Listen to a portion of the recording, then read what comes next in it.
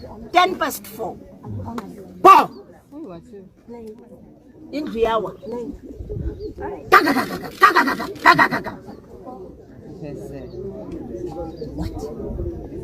What was Gaga?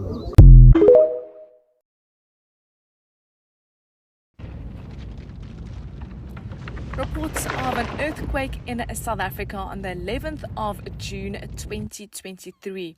It was confirmed by the Council of Geoscience and was almost a 5.0 magnitude earthquake that took place at about 2:38 South African time.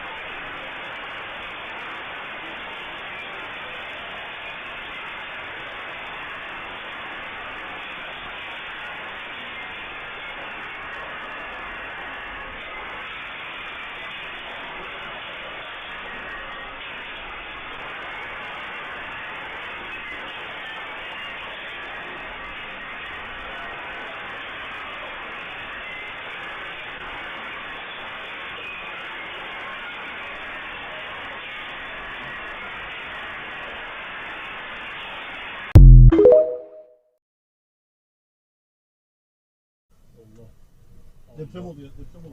Çok büyük deprem oluyor.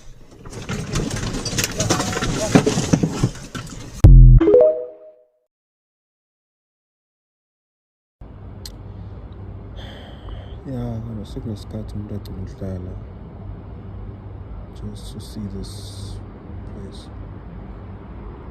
Indawo yami le yokudistressa le.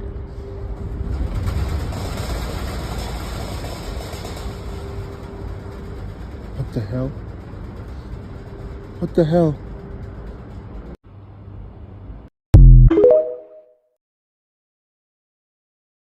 Did you feel the ground shake? Or was it me? I'm shaking.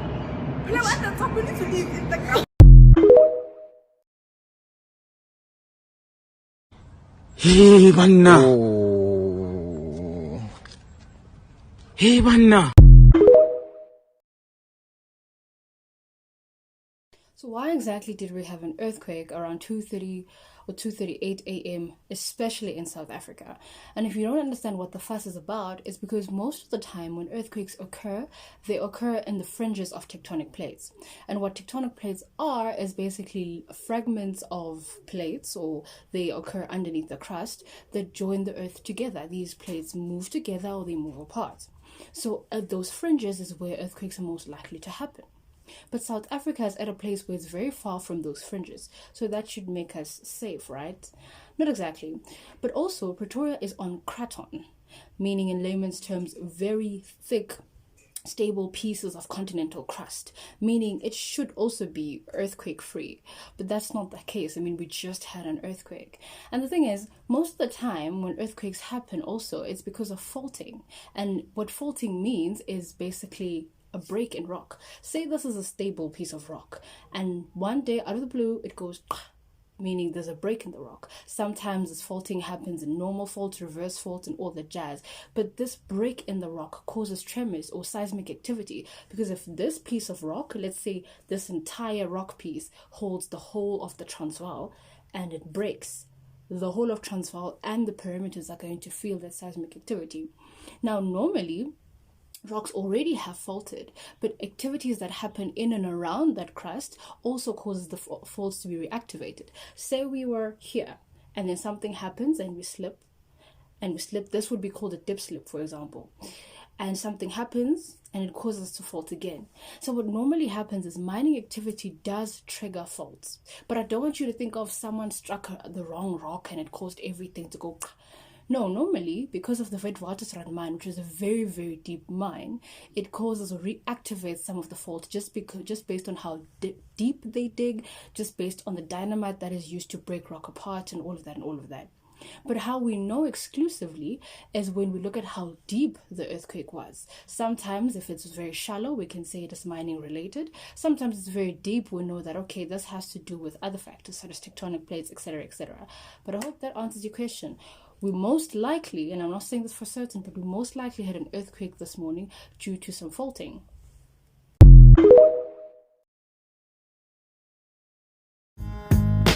Yo, it's another one. Did you guys feel that shaking last night? Woo! Joburg was shaking in the early hours. I've never felt something like that.